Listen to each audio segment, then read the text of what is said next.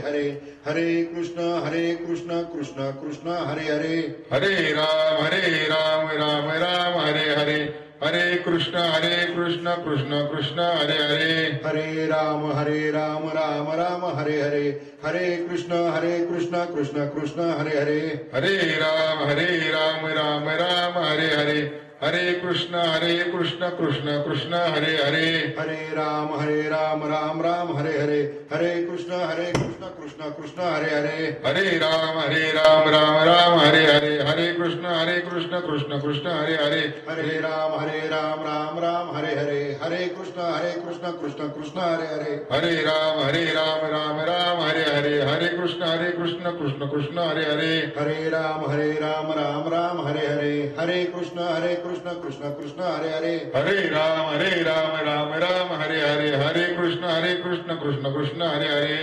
हरे राम राम राम हरे हरे हरे कृष्ण कृष्ण कृष्ण हरे हरे हरे राम राम हरे हरे हरे कृष्ण कृष्ण कृष्ण हरे हरे हरे राम राम राम हरे हरे हरे कृष्ण कृष्ण कृष्ण हरे हरे हरे राम राम हरे हरे हरे कृष्ण कृष्ण कृष्ण हरे हरे पुंडलिका वरदारी विठ्ठल श्री ज्ञानदेव तुकाराम पंढरीनाथ भगवान की जय माऊली ज्ञानेश्वर महाराज की जय जगद्गुरु तुकाराम महाराज की जय सद्गुरु श्री संत शेख मोहम्मद महाराज की जय भैरवनाथ महाराज की जय सब संतन की जय हर हर महादेव गुरुदेव दत्त काय सांगू आता संतांचे उपकार मज निरंतर जागविती काय द्यावे त्याशी व्हावे उतराई ठेविता हा पायी जीव थोडा सहज बोलणे हितोपदेश करुणी सायास शिकविती काय द्यावे त्याशी व्हावे उतराई ठेविता हा पायी जीव थोडा तुका म्हणे वच धेनवेचे चित्ती तैसे मज येती संभाळित काय द्यावे त्याशी व्हावे उतराई ठेविता हा पायी जीव थोडा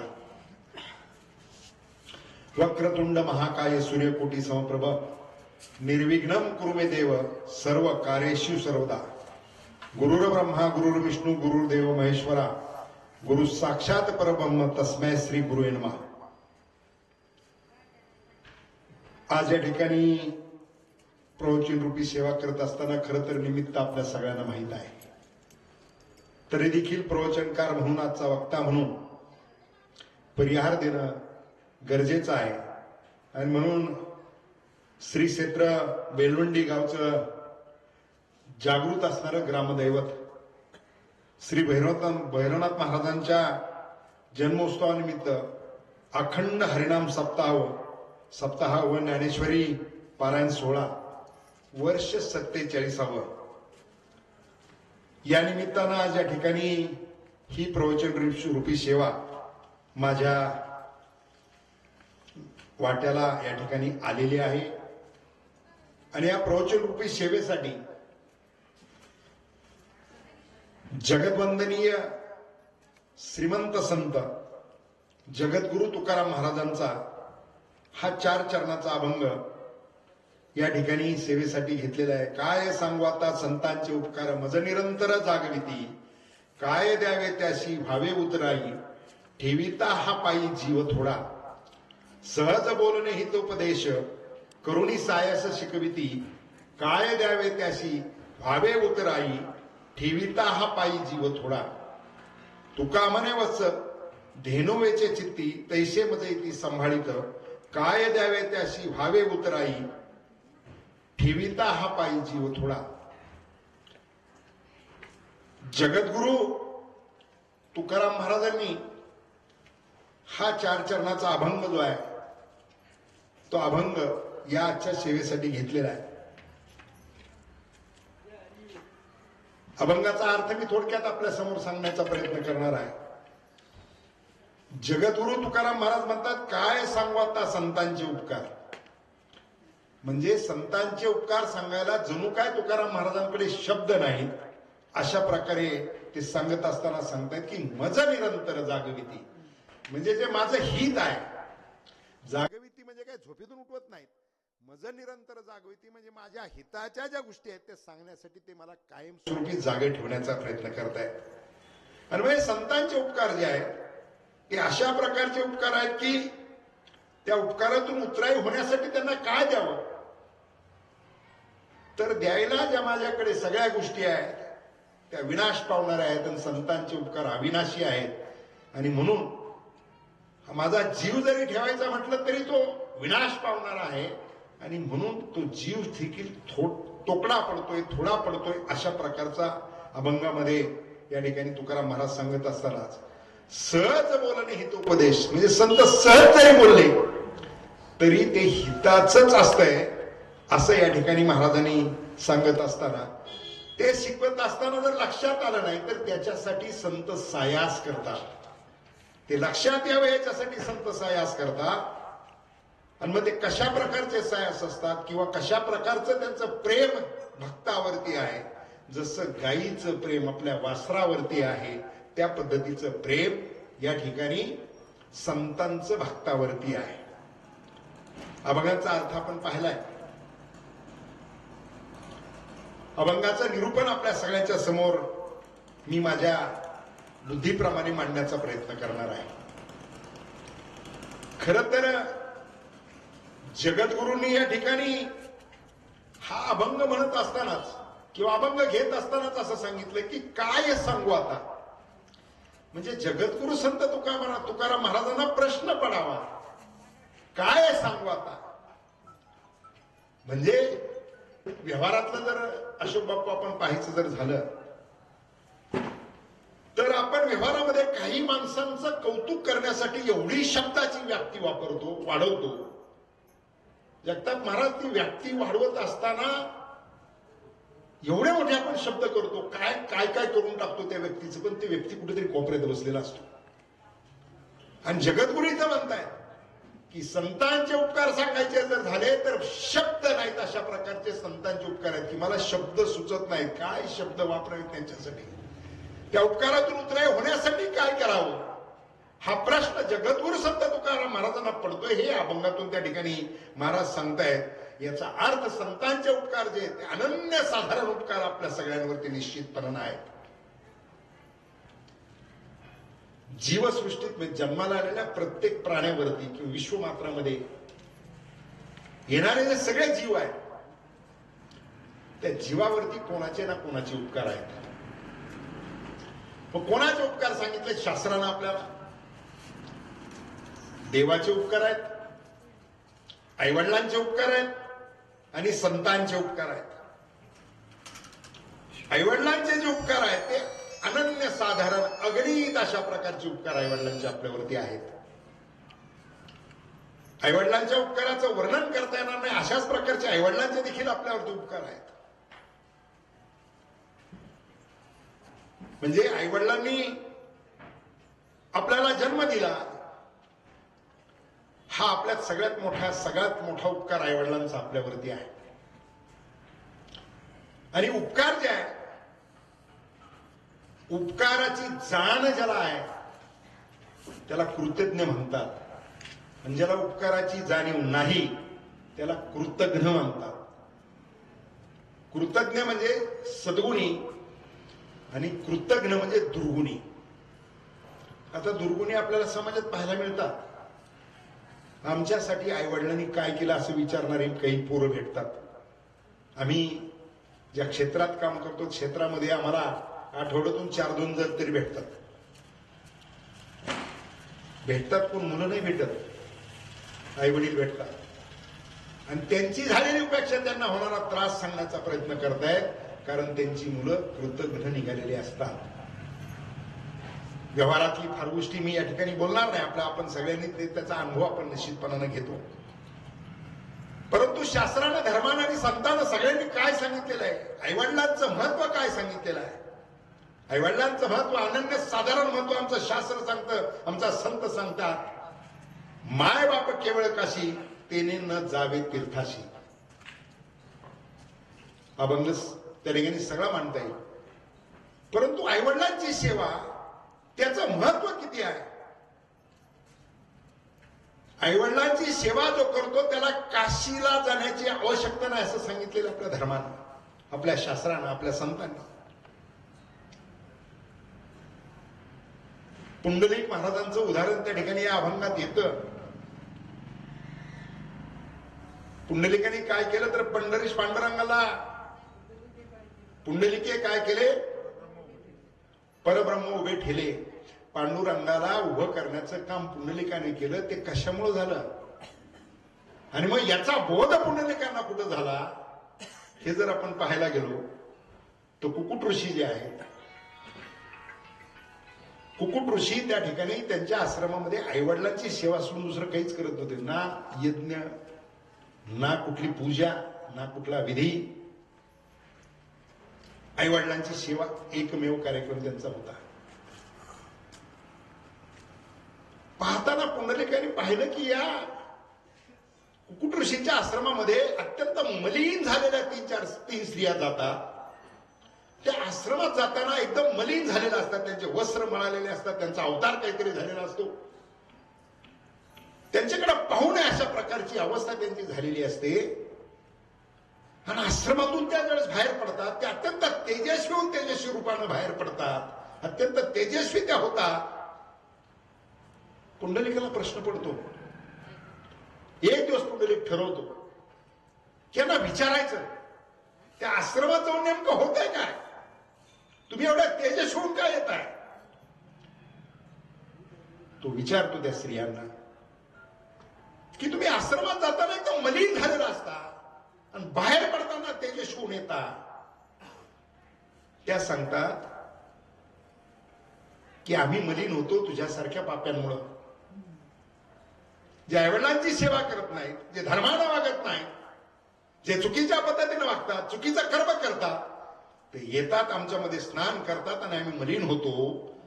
ती मलिनता घालवण्यासाठी आम्हाला कुकुट ऋषींच्या आश्रमात यावं लागतं आणि त्यांचा आशीर्वाद घेतला की आम्ही तेजस्वी होऊन बाहेर पडतो. मग तो विचारतो तुम्ही कोण आहात, तर म्हणतात गंगा, यमुना आणि जमुना अशा नद्या होता.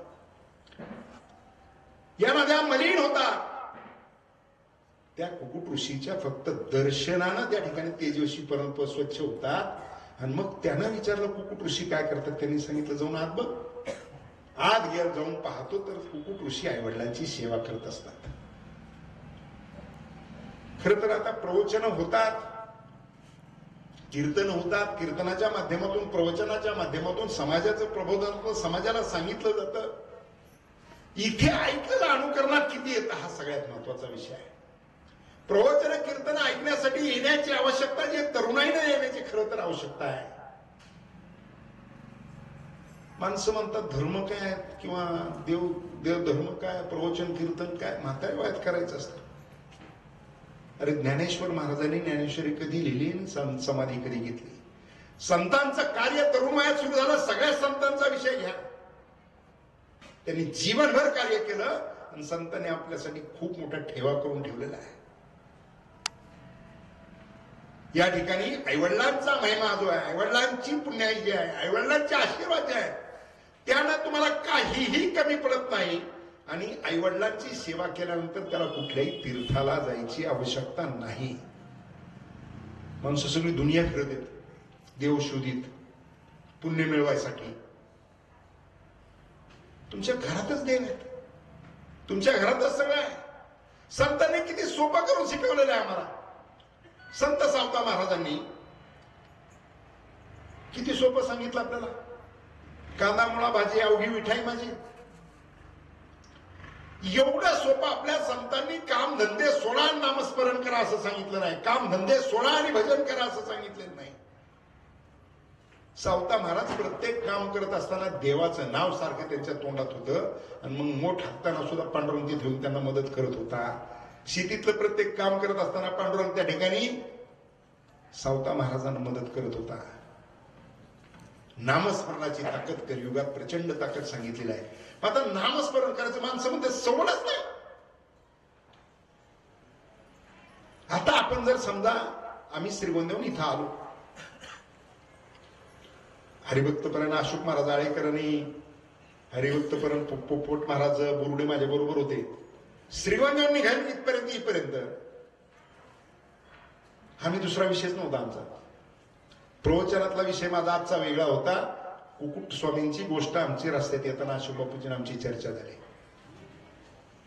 गाडी चालवताना पण समजा आपण निघालोय नगरला, गाडी चालवतोय, हाताला पायालाच काम आहे ना, तोंडाला तर काम नाही ना. मग तोंडाने भजन म्हणलं तर काय होईल? तोंडाने नको त्या चर्चा त्या ठिकाणी करतो. हा विषय या ठिकाणी समजून घेण्याची आवश्यकता निश्चितपणे आहे की नामस्मरणाचा महिमा तो फार अगाध असा महिमा आहे आणि त्या नामस्मरणाच्या महिन्यातूनच आपलं सगळ्यांचं कल्याण आहे. या ठिकाणी महाराज आईवडिलांचा उपकार सांगतात. आईवडिलांचे उपकार आहेत, परंतु आईवडिलांच्या उपकाराला शेवटी सीमा आहे. कारण आईवडील उपकार करत असताना आपल्या लेकरावरती सगळ्यात जास्त करतात. एकदा असंच एलुंडीच म्हणू आपण, सप्तेची काल्याचं कीर्तन आणि काल्याच्या कीर्तनाच्या निमित्तानं आपण मिष्टान्न भोजन ठेवतो. असंच एका गावामध्ये एका श्रीमंताकडे कार्यक्रम होता आणि त्याच्याकडे भोजनाचा कार्यक्रम होता. 2 शाळेतली मुलं त्यांनी विचार केला की आज श्रीमंताची पंगत आहे, जे कधी पाहिलं ना ते खायला मिळणार आहे, आपण जाऊ तिथे जेवायला. राम आणि श्याम थोडी विचार करते, जेवायला जातात. उन्हाळ्याचे दिवस जातात, गावापासून वस्ती लांब असते, त्या वस्तीवरती मोठा कार्यक्रम ठेवलेला असतो. ही लेकरं पंक्तीत जाऊन बसल्यानंतर एक मोठ्या माणसाची गाडी येते, परत उठवायचं कुणाला पंक्तीतून, ती लेकरं उठवली जातात. आशेने गेलेली असतात. विचार करतात की ठीक आहे, इथे नाही दुसरीकडे बसू. जिकडे सगळ्यांच्या चपला सोडल्या त्या कोपऱ्यात जाऊन बसतात. जेवण करत असताना राम श्यामला सांगतो, पाणी घरी गेल्यावर पिऊ, कधी पाहिलं नाही ते खायला आज आहे, मनसोक्त खाऊन घ्या. जेवण करतात, जेवण करून निघतात. उन्हाळ्याचे दिवस असतात, पळत चाललेले असतात, पाय भाजत असतात, उड्या मारत असतात. त्या ठिकाणी कुठेतरी सावली थोडीफार मिळेल तर सावली खाली उभं राहायचा प्रयत्न करत असतात. काही महिला खुरपत असतात आणि त्या महिला खुरपत असताना त्यांचं सहजपणानं लक्ष जातं की 2 लेकरं पळत येतात. त्याच्यात जी महिला पाहते तिच्या लक्षात येतं माझा राम आहे आणि त्याचा मित्र श्याम आहे. ती घाईघाई काम सोडते, हातातलं तांब्या भरून पाणी घेते आणि रस्त्याच्या कडेला असणाऱ्या झाडाच्या खाली येऊन थांबते आणि मुलं आल्यानंतर तिच्या पायातल्या 2 चपला दोघांच्या पुढे टाकते. लहान लहान पावलं आहेत, दोघं त्या ठिकाणी एका एका चपलीवरती पाय देऊन उभे राहून सांगते. आईच्या हातात पाण्याचा तांब्या असतो. लेकरं ताणलेले असतील, गोड खाल्लेले, तळलेलं खाल्लेलं आहे. मग पाण्याचा तांब्या देताना आईनं मात्र तांब्या देत असताना पहिल्यांदा तिचा मुलगा रामच्या हातात दिला. रामनं पाणी पिल्यानंतर मग श्यामच्या हातात दिला. आईच्या उपकारामध्ये त्या ठिकाणी स्वतःच्या लेकरावरती प्रेम करण्याची हे जे प्रकार आहे ती निश्चितपणानं आईच्या उपकारामधला एक स्वतःच्या लेकरावरतीच पहिल्यांदा उपकार करते. अशा पद्धतीनं त्या ठिकाणी आईवडिलांचे उपकार आहेत. आईवडिलांचे उपकार अनन्य साधारण उपकार आहेत. आई वडील खूप आपल्यावरती उपकार करतात, आपली खूप काळजी घेतात. आई वडील, आई त्या ठिकाणी लहानपणापासून बालपणापासून सगळ्या गोष्टी शिकवण्याचा प्रयत्न करते. वडील त्याच्या पूर्ण आयुष्याची काळजी घेतात की त्याच्या आयुष्याचं कसं होईल, कल्याण कसं होईल, त्याच्यासाठी मला काय काय म्हणून लेकरासाठी माझ्या उभं करून ठेवता येईल तो प्रयत्न वडील करत असतात. आई वडिलांचे उपकार आहेत, मात्र ते उपकार असताना त्याला सीमा एवढीच आहे की ते स्वतःच्या लेकरावरती उपकार करतात. आणि म्हणून आईवडिलांच्या उपकाराला त्या ठिकाणी मर्यादा आहे. त्या ठिकाणी आईवडील अशा प्रकारचे उपकार करत असताना देवानं देखील आपल्यावरती, खरं तर मी सांगितलं की अनेक प्रकारचे उपकार, प्राणी मात्रावरती अनेक प्रकारचे उपकार, त्या ठिकाणी उपकारासाठी अनेक गोष्टी निर्माण झाल्या. देवानं देखील आपल्या उपकारासाठी 7 पदार्थ देवानं निर्माण करून ठेवले आहेत. रविचंद्रो घना वृक्षा नदी गावश्य सज्जना येथे परोपकार योगे देवेन निर्मिता. देवानं 7 गोष्टी आपल्यावर उपकारासाठी निर्माण केलेल्या आहेत. त्या कोणत्या? सूर्य, चंद्र, मेघ, वृक्ष, नदी, गाय आणि सज्जन. सज्जन म्हणजे संत. आता या सगळ्यांच्या उपकाराचा जर विचार केला, देवानं या 7 गोष्टी निर्माण केल्या. या जर नसत्या तर आपलं काय झालं असतं याचा विचार करा. सूर्य उगवलाच नाही, मध्ये आला प्रकार थोडासा, रोज ढगाळ वातावरण होतं. आपल्याला रोज पंप काढावा लागायचे फवारणीसाठी. सूर्याची ताकद काय? सूर्याची किरणाची ताकद काय? सूर्य किरण देतो, प्रकाश देतो. त्या प्रकाशाच्या माध्यमातून मनुष्य जीवनाला का प्राणी मात्राला त्या ठिकाणी डी जीवनसत्व मिळतं. आपण सहज सांगतो गावरान गाईच्या अंगामध्ये 33 कोटी देव आहे. गाईला गावरान गाईचा विषय चाललाय. नाहीतर 33 कोटी देव आपण सध्या पाळतोय तिथं काही विषय नाहीये. गावरान गाईला तिला लागतो तेवढा चारा खाती, लागते त्यावेळेसच पाणी पिती. आपल्याकडे सध्या आहे त्या कधीही वरडती, संपलं की लगेच आवाज टाकते. गाईला 33 कोटी देव का सांगितले तर गाईचं वशिंड जे आहे ती सूर्यनाडी आहे. सूर्याची किरण सगळ्यात जास्त खिचून घेण्याची ताकद कशात असेल तर ती गाईमध्ये आहे. आणि मग सूर्याची एनर्जी जर गाईचं सगळ्यात जास्त खिचून घेते तर तिचं गोमूत्र पवित्र आहे, तिचं शेण पवित्र आहे, तिचं दूध पवित्र आहे, तिची प्रत्येक गोष्ट पवित्र आहे. किंबहुना गाईच्या पाठीवरून तुम्ही जर 25 वेळेस हात फिरवला, अनुभव घ्या. गावरान गाई घरी असेल तर तिच्या कपाळाच्या शिंगाच्या मधून कपाळाच्या तिथून शेपटापर्यंत हात 25 वेळेस फिरवा. तुम्हाला तुमच्या शरीरामध्ये एक वेगळ्या प्रकारचं चैतन्य निर्माण झालेला पाहायला मिळेल. ही गावरान गाईच्या ठिकाणी असणारी ताकद आहे. कशामुळे निर्माण झाली तर सूर्याची किरण सगळ्यात जास्त खिचून घेण्याची ताकद आहे.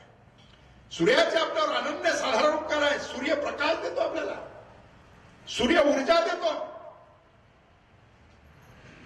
आता सूर्य प्रकाश देतोय, सूर्य ऊर्जा देतोय. आपण लाईटवर इथं माईकवर बोलतोय, या ठिकाणी जनरेटर चालू असलं तरी त्याला डिझेल लागते, त्याला पैसे लागतात, त्याचा खर्च आहे.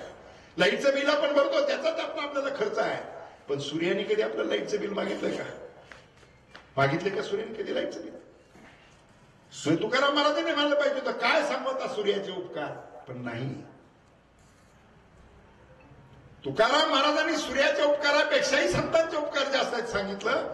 कारण सूर्य 24 तासातले 12 तास प्रकाश देतो आणि 12 तास अंधार देतो. सूर्य उन्हाळ्यामध्ये तापल्यानंतर त्याच्या वेदना आपल्याला होतात. म्हणून सूर्याचे उपकार देखील संतांच्या उपकारापेक्षा कमीच आहेत असं तुकाराम महाराजांचं म्हणणं आहे. चंद्राची शीतलता जी आहे, चंद्राचा जो प्रकाश आहे, चंद्राच्या शीतलतेतून आपल्या शेतात केलेली जी पिकं आहे त्याच्यामध्ये अमृत निर्माण करण्याची ताकद चंद्राच्या किरणामध्ये शीतलतेमध्ये आहे. आपण आता कोजागिरी होऊन गेली. कोजागिरीला रात्री 12 वाजता त्या ठिकाणी दूध उकळायचं आणि 12 वाजता चंद्राच्या किरण त्याच्यात पडल्यानंतर प्यायचं, त्याची वेगळी ताकद मिळते. आपण सांगतो इथेच सगळं चंद्राच्या शक्तीचं त्या ठिकाणी आलेलं आहे. मेघ निर्माण केले. खरं तर सूर्य त्याच्या किरणाचा फायदा सूर्याला नाही, चंद्राच्या किरणाचा फायदा चंद्राला नाही. मेघ निर्माण झाले. मेघ निर्माण होतात ते वर्षा बरसावी, पाऊस पडावा याच्यासाठी मेघ तयार होतात. तेही आपल्यावरती उपकार करतात. पाऊसच पडला नाही तर आपली काय स्थिती होती आपण दुष्काळ पडल्यानंतर अनुभवतो. मेघ आपल्यासाठी आहे. मेघ पावसाची त्याकडे गर्जना करतात, गर्जना करून पाऊस पाडतात आणि आम्हाला सुख देण्याचा प्रयत्न करतात. वृक्ष आहे. वृक्षाचं तर जो लावतो त्यालाही सावली देतोय, जो तोडायला जातोय त्यालाही सावली देतोय. वृक्षाचे उपकार किती आहे. जे काय वाईट निर्माण होईल, ज्या ज्या घाण गोष्टी आहेत त्या वृक्षाच्या बुडाला टाकल्या तर खत म्हणून त्याचा उपयोग होतोय. मात्र ते रसाळ फळं आपल्याला देत आहे. वृक्ष आपल्याला रसाळ फळं देण्याचं काम करत आहे. एक पंजाबचा राजा होता पुरातन काळामध्ये, रणजित सिंह नावाचा राजा. जंगलात शिकारीसाठी गेला आणि दुपारी थकल्यानंतर राजानं थोडं विश्राम करायचं ठरवलं. आंब्याच्या झाडाची मोठी बाग होती, त्याच्यामध्ये राजा त्या ठिकाणी झाडाखाली झोपला. सगळ्यांचं जेवण झाल्यानंतर राजा झोपलाय म्हणून सैन्याला थोडीशी मूर्छा आली, ती झोपी लागली. एक वृद्ध झालेली म्हातारी, दिसत कमी होतं पण तिला माहिती होतं की माझ्या घरापासून जवळ आंब्याची बाग आहे. 4 कैऱ्या आणाव्यात म्हणून त्या हिशोबाने ती म्हातारी गेली.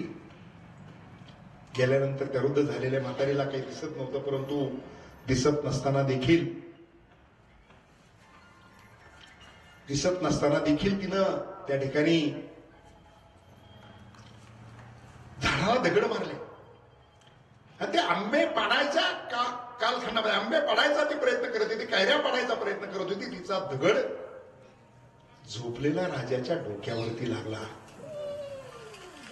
राजाला जखम झाल्यानंतर राजाच्या डोक्याला दगड लागल्यावर राजा ओरडला. झोपेत होता, ओरडला आणि ओरडून त्या ठिकाणी त्यानं सांगितलं की,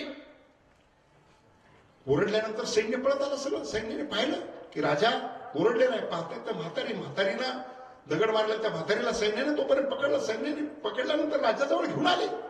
राजाजवळ घेऊन आल्यानंतर राजानं सांगितलं, या म्हातारीला उद्या सकाळी दरबारात हजर करा.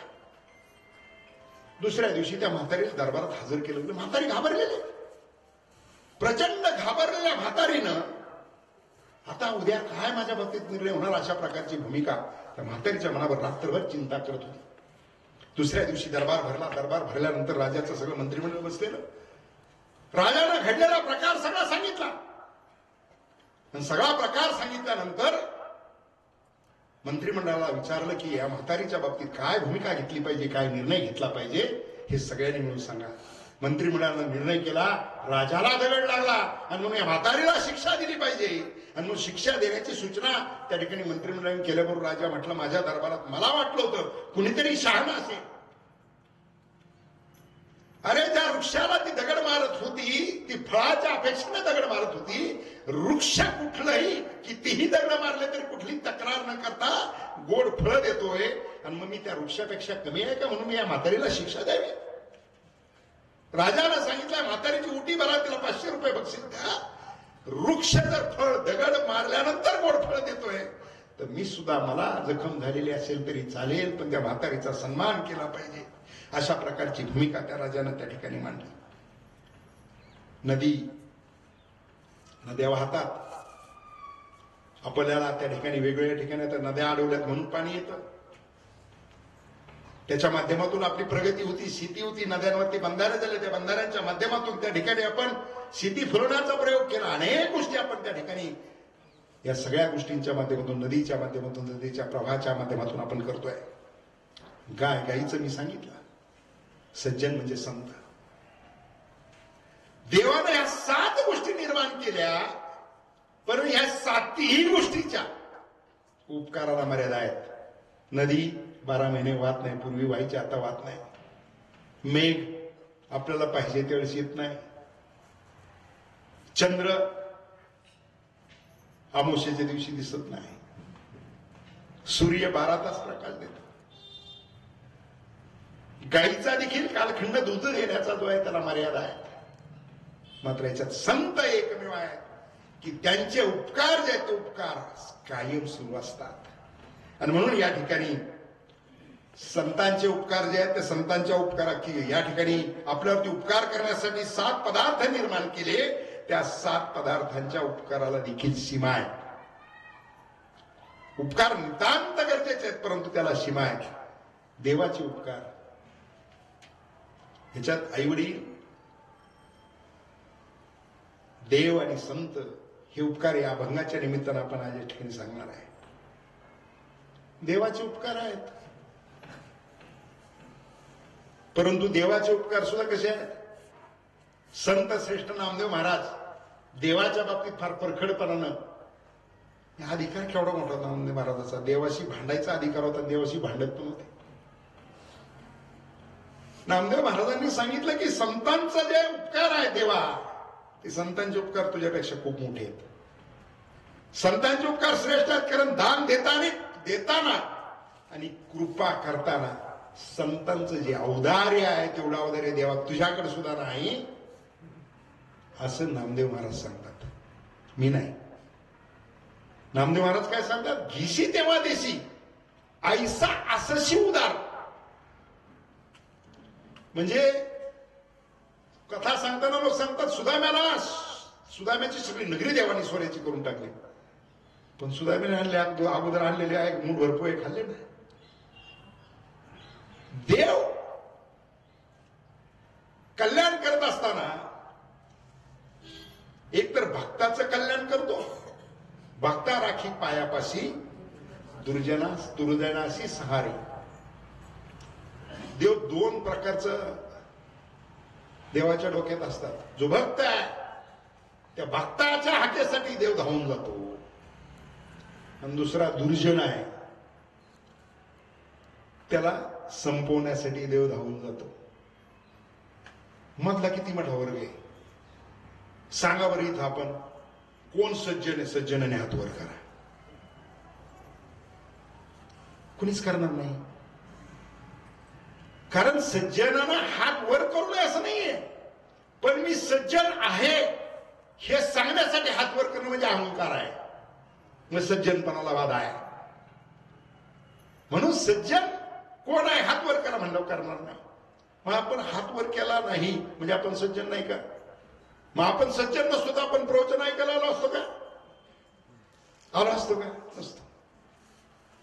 आता इथं पापी कुणी आहे? पापी म्हणून हात वर करा. कुणी पापी आहे करेल का? तर नाही करणार.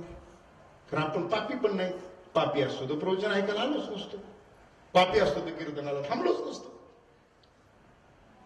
पण एकीकडे सज्जन आणि पापी याच्या मधला एक मोठा वर्ग आहे. देव कोणाची काळजी करतो? भक्त. आपण 100% भक्त आहेत का? तर नाही. मग देव भक्ताची काळजी करतो. देव कोणी हाक मारला येतो? सावता महाराजांनी हाक मारली देवाले. तुकाराम महाराज तपश्चर्याला बसले 8 दिवस मांडीच मोडली नाही. देवाला देवाने पहिल्यांदा आल्यानंतर देवाला सर्व रूपाने आले. फुसफुस फुस आवाज यायला लागला. आकाशवाणी झाली की तुकोबारा तुम्ही अनुष्ठानाला बसले 7 दिवस तुम्ही मांडी देखील मोडलेली नाही. देव तुम्हाला भेटायला आले आहेत. सर्व रूपाने आलेले आहेत. तुकाराम महाराज म्हणले अरे देव सगळ्या प्राणीमात्रामध्ये देव आहे मी मला मान्य करतो, पण मी सर्प रूपात देवानी मला भेटायच्यासाठी बसलो नाही. सगून साकार रूप असेल तर डोळे उघडे नाही तर उघडत नाही. सावता महाराजांनी त्या ठिकाणी सेवा करत असताना, शेतीची सेवा करत असताना, पिकं घेत असताना सारखं नामस्मरण केलं. सावता महाराज मोठा हाकीत होते. सावता महाराजांच्या पाटात पाणी प्यायला पांडुरंग येत होता. पांडुरंग सावता महाराजांना विचारायचा मला पाणी प्यायचंय, तर ते म्हणायची ही आत्ता गेलेला आहे, याच्याऐवजी आता दुसरी मोठ उडून ज्यावेळेस येईल त्यावेळेस पाणी पे. आणि पाणी पिताना सावता महाराजांना पांडुरंगाचा चेहरा त्या ठिकाणी पाण्यात दिसायचा. ही ताकद संतांमध्ये होती. संत देवाला बोलत होते आणि म्हणून संतांनी बोलवल्यानंतर, संतांनी आवाज दिल्यानंतर त्या ठिकाणी देव जात होता. तो अधिकार संतांचा होता. नामदेव महाराज बोलत असताना अत्यंत त्या ठिकाणी भक्कमपणानं देवाशी बोलत असताना रोखठक पद्धतीने सावता महाराज बोलतायत. ते नामदेव महाराज बोलतायत उदाराचा राणा म्हणविषयी आपण सांगतो कवना काय दिले. ते म्हणले तू काय कोणाला दिलं देवा सांग. म्हणजे देव देत असताना त्यांनी सांगितलं की संतांपैकी दधीची ऋषींनी स्वतःचा त्या ठिकाणी आत्मसमर्पण करून स्वतःची हाडे जी आहेत ते इंद्राला वज्र बनवण्यासाठी हाडं दिले दधीची ऋषींनी. तू काय कोणाला दिलं? नामदेव महाराज देवाला विचारतो तू कोणाला काय दिलं. अशा प्रकारचा त्या ठिकाणी देवाचे उपकार आहेत. त्या देवाच्या उपकाराला सीमाच आहे. देव उपकार करतो एक तर भक्तावरती करतो, नाहीतर मग आपल्याला माहिती आहे शिशुपालाचं उदाहरण माहिती आहे आपल्याला.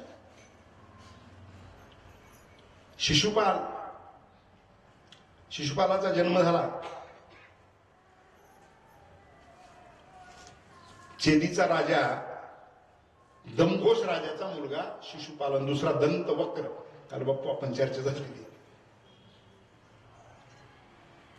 शिशुपाल जन्माला आला त्यावेळेस त्याला 3 डोळे आणि 4 हात. पाहिल्यानंतर आईवडील एकदम व्यथित झाले. का असा लेकरू कशाला जन्माला आलाय. आणि ते आल्यानंतर आकाशवाणी झाली की हा फार शूर निघणार आहे. हा युद्ध करेल तर बाकीच्या गोष्टीमध्ये शूर असणार आहे. मात्र याला जे 4 हात आहेत आणि 3 डोळे आहेत त्याच्यातला 1 डोळा आणि 2 हात अशा एखाद्याच्या मांडीवर गेल्यानंतर ते गळून पडणार आहेत की ज्याच्या मांडीवरती तो ठेवल्यानंतर त्याचे जास्तीचे 2 हात आणि 1 डोळा जाईल त्या ठिकाणी बाजूला होईल आणि सुंदर दिसेल. त्याच्याच हातानं शिशुपालाचं वध असेल. शिशुपालाच्या वडिलांनी सगळे पाहुणेरावळे बोलायला सुरुवात केली, सगळ्यांनी निरोप द्यायला सुरुवात केली. त्या पाहुणेरावळ्यामध्ये भगवान श्रीकृष्ण, शिशुपाला भगवान श्रीकृष्णाच्या आत्याचा मुलगा, श्रीकृष्णाला निरोप गेला. श्रीकृष्णाच्या मांडीवरती आत्यानं जसा शिशुपालाला दिला, त्याचा एक डोळा गळून पडला, जास्तीचे 2 हात गळून पडले आणि आत्या ढसढसा रडायला लागली. आता हात गळून पडले, जास्तीचे होते, विद्रूप दिसत होतं. चांगलं दिसायला लागल्यावर रडायला पाहिजे, हसायला पाहिजे. पण आत्या का रडत होती? आकाशवाणी झाली. त्या आकाशवाणीत सांगितलं की त्याचा वध किंवा त्याचा मृत्यू ज्याच्या मांडीवरती गेल्यानंतर होणार आहे, त्याच्या हाताने होणार आहे. आणि साक्षात भगवान श्रीकृष्णाच्या मांडीवर दिल्यानंतर त्याचे हात जर गळून पडले, डोळा गळून पडलाय, तर भगवान श्रीकृष्णाच्या हाताने माझ्या मुलाचा वध आहे म्हणून त्या रडायला लागली. आणि मग भगवान श्रीकृष्णाला सांगितलं, बाबा काही कर, तुझ्यात ती ताकद आहे. पण झालेली आकाशवाणी बदल भगवान श्रीकृष्णाने सांगितलं, याच्यात मला काही बदल करता येणार नाही. पण एक सांगतो आत्या, जोपर्यंत 100 अपराध करणार नाही तोपर्यंत मी त्याला मारणार नाही. आणि एकदा दरबारात शिशुपालानं भगवान श्रीकृष्णाला शिव्या द्यायला सुरुवात केली. 99 होईपर्यंत भगवान श्रीकृष्णाने काही केलं नाही. 99वी शिवी देत असताना बोट वर केलं, सुदर्शन हातावर आलं आणि सोडलं आणि मान उडवली. देव त्या ठिकाणी शिक्षा देतो, दृष्टांचा संहार करतो. अशा प्रकारचं त्या ठिकाणी या देवाच्या उपकाराच्या बाबतीत देखील निश्चितपणे नाही. म्हणून देवाच्या उपकाराला देखील मर्यादा आहे. मात्र संत उपकार करत असताना, संत श्रेष्ठ नामदेव महाराज म्हणतात की तू त्या ठिकाणी शिशुपालाला अशा पद्धतीने करतो, मग आमचे नारद बघ, नारदाला मारायला याचं नाव घेतल्यानंतर बापू घरी असलं तरी माणसं गडबडीत होते, त्यात घाबरत होते, ते खांब फुटत होता. तो वाल्या शस्त्र नव्हतं त्याच्याकडे, मस्तपैकी एक लाकूड मोठं चांगल्या प्रकारचं खांद्यावर घेऊन वाल्या समोरून येत होता आणि समोरून महर्षी नारद चाललेले होते. नारदाला अडवलं, पैसे तुझ्याकडे काय संपत्ती काढ म्हणून सांगितलं. नारद म्हणले, पैसा माझ्या स्वप्नात कधी आला नाही, संपत्तीचा माझा संबंध कधी आला नाही. या 2च गोष्टी आहेत मी नादीची, ह्याच्या पलीकडे माझ्याकडे काय नाही. वाल्या चिडला. नारद ऋषी त्याच्याकडे बघून हसले आणि त्याला म्हटले, कोणासाठी करतो? त्यानं सांगितलं, तुला मी मारणार आहे सांगितल्यानंतर ते म्हटलं, ठीक आहे मारायचं मार, पण कोणासाठी करतो? त्यानं सांगितलं, माझ्या कुटुंबासाठी करतो, माझ्या लेकरा बाळांसाठी करतो, मी माझ्या बायकोसाठी करतो. दृष्टांत पुढचा तुम्हाला माहिती आहे. त्यानं सांगितलं, तू घरी जा, सगळ्यांना विचार, आणि ते जर तुझ्या भविष्य काळामध्ये तुझ्यासाठी ह्या पापाचे भागीदार आहेत का त्यांना विचारून ये. तो म्हणला, तुला पळून जायचंय का? महर्षीने सांगितलं, मला बांधून ठेव, तू जाऊन ये. त्यानं बांधून ठेवलं, घरी गेला, सगळ्यांना विचारलं की हे मी सगळं तुमच्यासाठी करतोय, जे माझ्याकडून पाप होतं त्या पापात तुम्ही भागीदार आहात का? घरातल्या प्रत्येकानं सांगितलं, नाही, पाप तुझं आहे, तुझं तू फेडायचंय, तुझं तू भोगायचंय. वाल्याला पश्चाताप आला. माणसं किती मारले होते? पुराण सांगताय तर मोठं पुरावा काय मला माहित नाही, पण 7 रांजण, बारकाल्या, तिळासारख्या काड्याचे वरलेले होते. एवढी माणसं मारलेली होती. पण महर्षी नारदांचा त्या ठिकाणी शब्द ऐकला, परत गेले, नारदाला सोडलं, साष्टांग दंडवत घातला आणि सांगितलं, महाराज तुम्ही सांगा, आयुष्य बदललं, संतांच्या उपदेशानं आयुष्य बदललं. वाल्याचा वाल्मिक ऋषी झाला, महर्षी वाल्मिक झाला, आणि त्यांनी रामायण लिहिलं. ते लिहिलेल्या रामायणातल्या तसूभर रामाला बाजूला जाता आलं नाही. रामायण जेवढं लिहिलं तेवढंच रामाला करता आलं, त्याच्या पुढे रामाला काही करता आलं नाही. 7 रांजण माणसं मारल्याचं पाप केलेला वाल्या जर वाल्मिक ऋषी होतो, महर्षी होतो, मला नाही वाटत या देशात वाल्या इतकं पाप केला दुसरा कोणी असेल. मग आपल्याला आपल्या जीवनामध्ये परिवर्तन करायचं असेल तर संतांनी एवढा ठेवा करून ठेवलाय, संतांनी एवढं सगळं सांगितलंय, तरी सुद्धा आपण ते घेत नाही. आणि म्हणून संतांचे उपकार मी सांगतोय की एका संतानं उपकार केला, वाल्याचा महर्षी वाल्मिक झाला. महर्षी वाल्मिकांची ख्याती वैकुंठापर्यंत गेली. ब्रह्मदेव वाल्मिकाची एवढी त्या ठिकाणी स्तुती चाललेली आहे, हा तर खून करत होता. ब्रह्मदेवानंच एकदा महर्षी वाल्मिकांना भेटायला यायचा निर्णय घेतला. बाबा आले, पूर्व पटांगणात खेळत होते.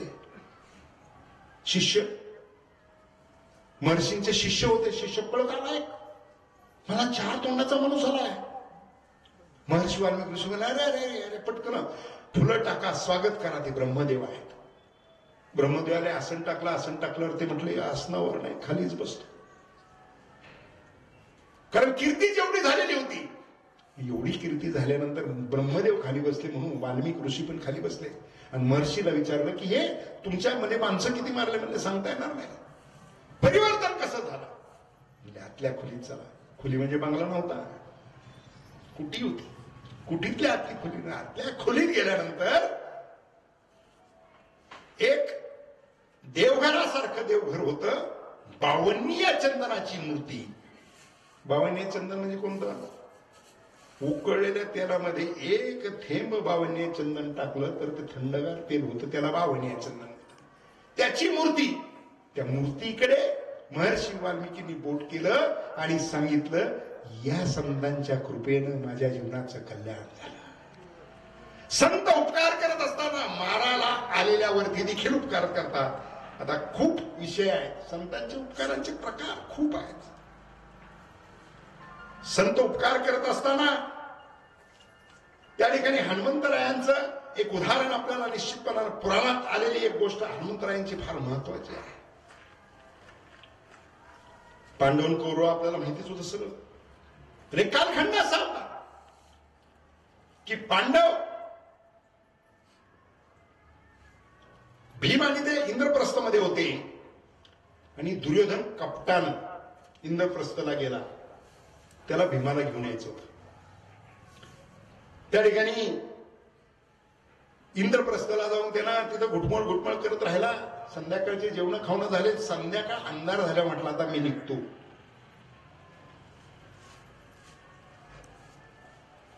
युधिष्ठिर म्हटले, अरे सुयोधना, दुर्योधन म्हणत होते ते, सुयोधन म्हणत होते, सुयोधना आता अंधार झालाय, जंगलाचा रस्ता आहे, तू एकटा कसा जाणार? नाही, मला जावं लागेल. मग धर्मराज म्हटले की तू बरोबर भीमाला घेऊन जा. त्यासाठी चालता तो. भीमाला घेऊन गेला, बोलत बोलत गेला. आणि सकाळी उठल्यानंतर त्यानं सांगितलं की मला देवपूजेसाठी सुवर्ण कमळ पाहिजे. कोणी सांगितलं? दुर्योधनाने. आणि भीमाला सांगितलं तुला पाहिजे तेवढे लाडू खायला देतो, परंतु त्या ठिकाणी मानस सरोवरातून मला सुवर्ण कमळ आणून दे पूजेसाठी. भीमच होता. उठला, गेला, मानस सरोवरामध्ये उडी मारली स्नान करायचं म्हणून. तिथे नेमके हनुमंतरायाचं अनुष्ठान चालू होतं.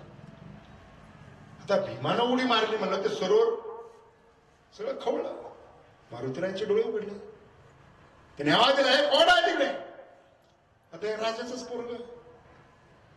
मग ऋषीला पाला खाणार काय याच्या. आता वरच्यावर तुलाही लोक जाते. कुणी परिस्थितीवर जातं, कुणी श्रीमंतीवर जातं, कुणी वरच्या वर्णावर जातं. रामा त्या ठिकाणी हनुमंतरायाचं वरचं स्वरूप पाहून भीमानं दुर्लक्ष केलं. पुन्हा उडी टाकली.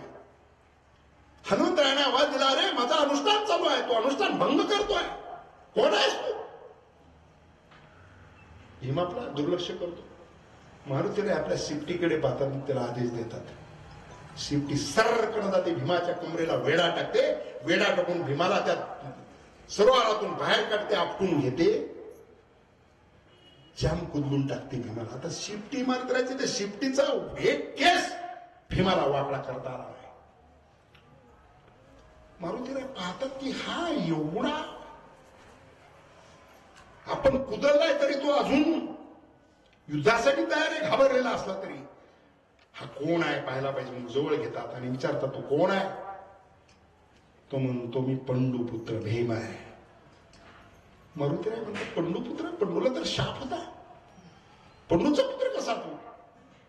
तो म्हणतो मी माझ्या बाप्पाला सापडलोय का, पंडूराजाला सापडलोय का. नाही म्हणे मग तुम्ही किती भाऊ आहात सांगा. मग भावाचं सांगितल्यानंतर व्याख्या सांगा. मग भावांच्या जन्माचा इतिहास सांगत असताना भीम ज्यावेळेस पवन मंत्रापासून आहे, वायू मंत्रापासून आहे सांगितल्यानंतर हनुमंतरायाच्या डोळ्याला धारा लागल्या. भीमही गैरवरला. तर वाटलं अरे इतकं मारू मारू येतं मला, आणि माझ्या आईवडिलाचं नाव सांगितल्यानंतर हा रडायला लागला. हनुमंतराय जवळ घेतात आणि सांगतात अरे भीमा, तू वायू मंत्रापासून झालास, मी पवनपुत्र आहे, आपण नात्यानं भाऊ आहोत. हा गरबडतो. याला वाटतं की आता आधीच तर एवढा आपटलाय. पुढे हनुमंतराय सांगतात की भीमा तू ये माझ्या जवळ आहे, मला आलिंगन दे. आलिंगन दे सांगितल्यानंतर याला असं वाटतं की शिफ्टीने एवढे हाल केले, यानं जर आलिंगन मिठी मारली तर आपल्या शरीराचा हा खुळखुळा करून टाकील. संशय आणि शंका संताच्या विषयी मनात निर्माण झाली. आलिंगन द्यायचं ठरलं. मग त्यानं सांगितलं, आलिंगन दिलं पण अंग चुरून दिलं. अंग चुरून दिल्यानंतर हनुमंतरायाच्या डोळ्याला परत धारा लागल्या. ते अश्रू हातात घेतले हनुमंतरायाने आणि त्यांनी सांगितलं माझ्या नैष्ठिक ब्रह्मचार्याची तपश्चर्या आहे, त्या तपश्चर्याचं त्या ठिकाणी त्यांनी संकल्प सोडला आणि याचं जेवढं शरीर माझ्या शरीराला लागलं तेवढं शरीर त्याचं वज्रदेही होते. हनुमंतरायाने सांगितलं तेवढं शरीर भीमाचं वज्रदेही झालं. काय सांगू आता, संतांचे उपकार सांगताय. भीम घरी गेला. भगवान श्रीकृष्ण घरी आलेले होते. नातच होतं त्याच्यामुळे येणं जाणं होतं. सगळा प्रकार सांगितला आणि सांगितल्यानंतर भगवान श्रीकृष्णाने सांगितलं मारुतीरायाच्या शरीराला सगळं शरीर लागलं असतं तर तुझा सगळा तू पूर्ण वज्रदेही झाला असता. हा संतांचा उपकार आहे. त्रास दिला, तपश्चर्या भंग केली, परंतु उपकार मारुतीरायाने केला. मारुतीरायाचे किती उपकार आहेत. सगळ्यात मोठा संत कोण असेल तर मारुतीराय आहेत. महाभारताचं युद्ध झालं, युद्ध जिंकलं अर्जुनाने. अर्जुनाच्या याच रथावरती मी विजय उत्सव साजरा करणार. भगवान श्रीकृष्णाच्या अर्जुना खाली उतर. अर्जुनाचा नाही, भगवंता याच रथावरती. शेवटी भगवान श्रीकृष्णाने अर्जुनाला रथावरून ढकलून दिलं आणि भगवान श्रीकृष्णाने उडी टाकली. आणि उडी टाकल्याबरोबर कापूर पेटावा तसा रथ पेटला. अर्जुनाला भगवानानं सांगितलं, भगवंतानं सांगितलं मागवून बघ, तुला भगवंत आहे काय. अरे म्हणजे ते बरोबर. मारुतीराय उड्डाण करून चाललेले होते. त्या ठिकाणी भगवान श्रीकृष्णाने सांगितलं हे रथावरती होते म्हणून 18 दिवसाचं युद्ध आपण करू शकलो. हे नसते तर 5व्या दिवशी माझ्या सकट तुझा सगळा कार्यक्रम झाला असता. संतांचे देवावरचे उपकार. हनुमंतराय रथावरती होते म्हणून रथ त्या ठिकाणी व्यवस्थित आणि सुरक्षित राहिला. काय सांगू आता संतांचे उपकार. मज निरंतर जागा आपल्या हितासाठी संत आपल्याला कायमस्वरूपी जागा ठेवण्याचा प्रयत्न करताय. देवाचं त्या ठिकाणी देवाचं जर बघितलं तर देव भक्ताला पायापाशी ठेवतोय, दुष्टांचा संहार करतोय. देवाचा आणखी नामदेव महाराजांनी संत श्रेष्ठ नामदेव महाराजांनी देवाला विचारलं तुझं आहे तर काय, तू कोणावरती कृपा करशील याची सुद्धा खात्री नाही. त्यांनी सांगितलं की तुम्ही हिरण्यकपशीने तुमची तपश्चर्या केली, तुम्ही त्यांनी वर मागितलं तुम्ही तथाच म्हणले. देवा तुझं चाललंय ना, तू ज्याला वरदान दिलंय ते वरदानाचा उपयोग समाजासाठी होणार आहे, कल्याणासाठी होणार आहे का त्याच्यातून अकल्याण होणार आहे याचा देवा तू विचार करत नाही. हिरण्यकशिपूला त्याला आयुष्य किती दिलं? हिरण्यकश्यपूला आयुष्य किती दिलं? हा येताना दिलं होतं पण तो जगला जवळपास काहीतरी कोटीस 1,60,10,700 दिवस 700 महिने 700 वर्ष आणि 9 दिवस हिरण्यकशिपूचे आयुष्य. शेवटी देवाला त्याचा संहार करावा लागला. दिला जो वर होता तो वर मोडून वेगळ्या ठिकाणी वेगळ्या पद्धतीने देवानं त्यात सगळी कथा मी सांगत नाही. भस्मासूर संत श्रेष्ठ नामदेवराय म्हणले की तू भगवान भोळा शंकराची भस्मासुराने पूजा केल्यानंतर प्रसन्न झाला, वरदान देऊन टाकलं. ज्याच्या डोक्यावर हात ठेवशील त्याचे भस्म होईल. पार्वतीकडे बघितलं, मला पार्वती प्राप्त करायची, शंकराच्या डोक्यावर हात ठेवू म्हणला, आता लागला माग शंकराच्या. शंकर गेले विष्णूकडे गेल्यानंतर विष्णूनं त्या ठिकाणी मोहिनीचं रूप घेऊन नर्तकी म्हणून नाच सुरू केला आणि तो नाच करता करता तसा नाचायला लावला. सुंदर रूप देखणं धारण केलं.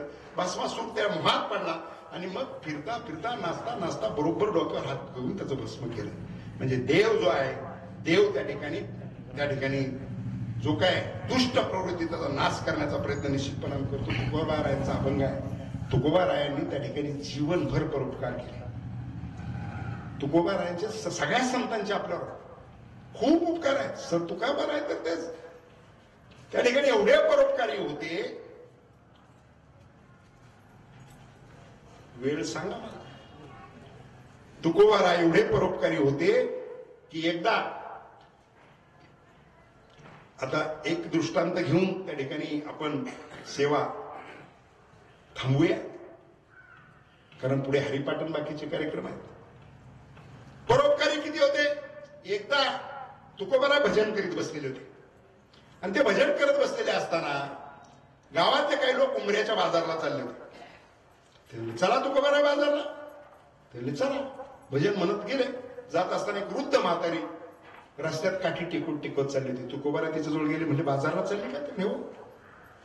मग बाजारला जर जायचं असेल तर मग माझ्या पाठीवर बस, तू खूप वृद्ध झालेलीस, तुला चालता येणं शक्य नाही, तू माझ्या पाठीवर बस, मी तुला घेऊन जातो. ती म्हातारी म्हटली, मला नेण्यापेक्षा हा माझा तेलाचा नळा घेऊन जा आणि मला तेल फक्त आणून दे. तुकोबाराय तेलाचा नळा घेऊन जातात. तिथे बाजारात गेल्यानंतर दिली लगेच. सांगतो बरं झालं तुकोबाराय आले. परोपकार. तुकोबाराय परोपकाराच्या बाबतीत कोणाला मदत करायची, कोणाचं काम करायचं तो करावं मागेच नसायचे. म्हणजे जरा आता मला यायला उशीर झाला, पाल बांधू लाग. तुकाराम महाराज पाल बांधू लागले. बैलांना चारा टाकला, बैलांना पाणी पाजलं, नळा ठेवला, पैसे ठेवले, तेल द्या म्हटलं. तेल दिलं. रात्री उशीर झाला, सगळे मुक्कामाला थांबले. तिथं महाराजांनी संध्याकाळी मंदिरात भजन कीर्तन सगळं केलं. दुसऱ्या दिवशी सकाळी आले. येताना ती म्हातारी वाटच बघत होती.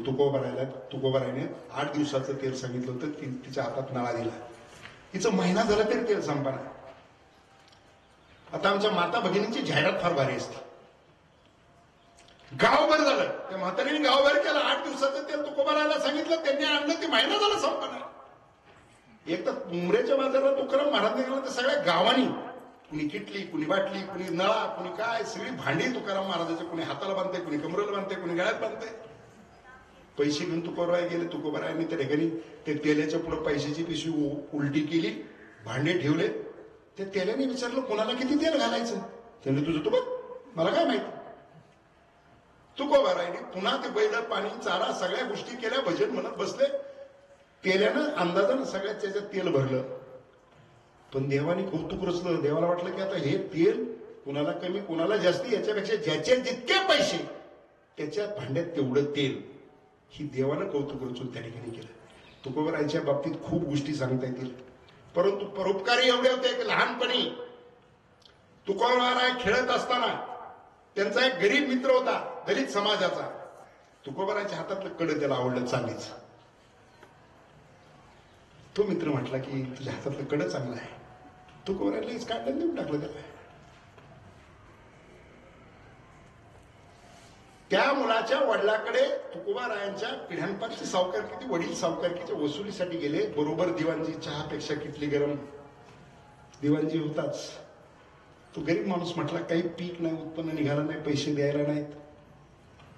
दिवाणजी म्हटला, तुझ्या पोराच्या हातात चांदीचं कड आहे. त्यानं लगेच पोराच्या हातातलं चांदीचं कड काढून देऊन टाकलं. घरी आल्यानंतर पाहतात तर हे तुकोबाच्या हातातलं कड दिसतंय. मग आईला विचारतात, तुकारामाला विचार, तुझ्या हातातलं कड कुठं आहे?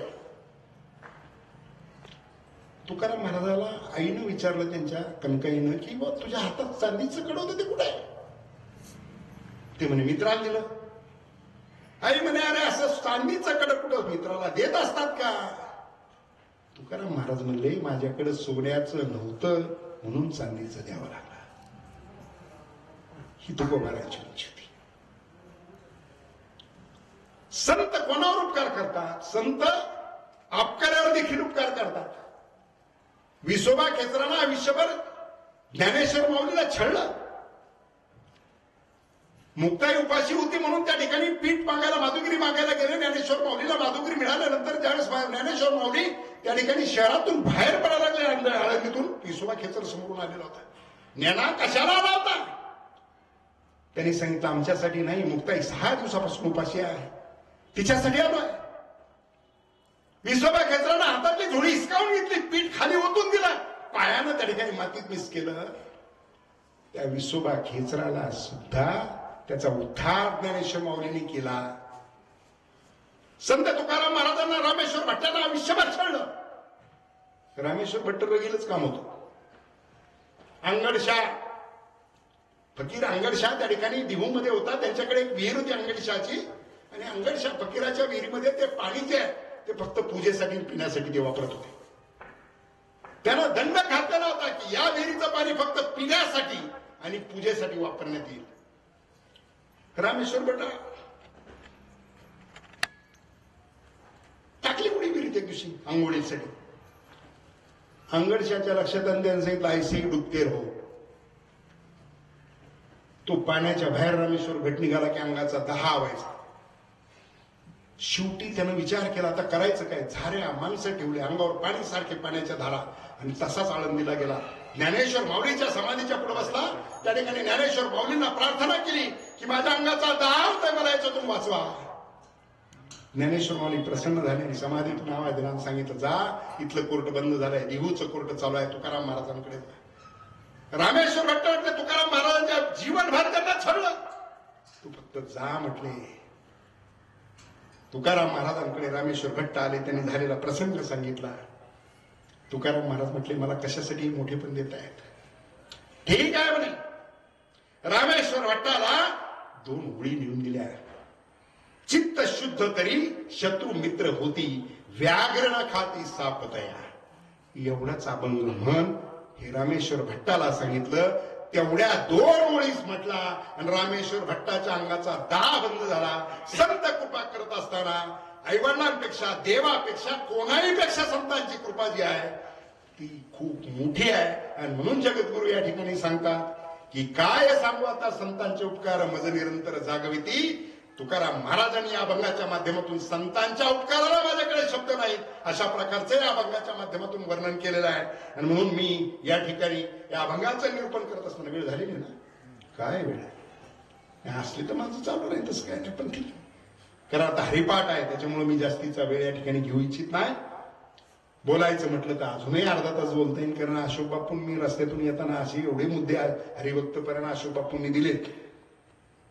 ठीक आहे, या ठिकाणी माझ्या परीनं, माझ्या बुद्धीप्रमाणे मी या ठिकाणी या अभंगाचं निरूपण करण्याचा प्रयत्न केलेला आहे. जे बरोबर असेल ते माझे गुरु तुकाराम महाराजांचे वंशज, जगद्गुरूंचे वंशज, 11 वंशज हरिभक्तीपरायण माणिकप्पा मोरेंचा आहे. जे चुकलं असेल तो माझ्या बुद्धीचा दोष आहे. या ठिकाणी ही प्रवचन सेवा संपवतो. विठ्ठल विठ्ठल विठ्ठल विठ्ठल विठ्ठल पुंडलिका वरदे हरी विठ्ठल. श्री ज्ञानदेव तुकाराम पंढरीनाथ भगवान की जय. माऊली ज्ञानेश्वर महाराज की जय. जगद्गुरु समाराम महाराज की जय. सद्गुरु श्री संत शेख मोहम्मद महाराज की जय.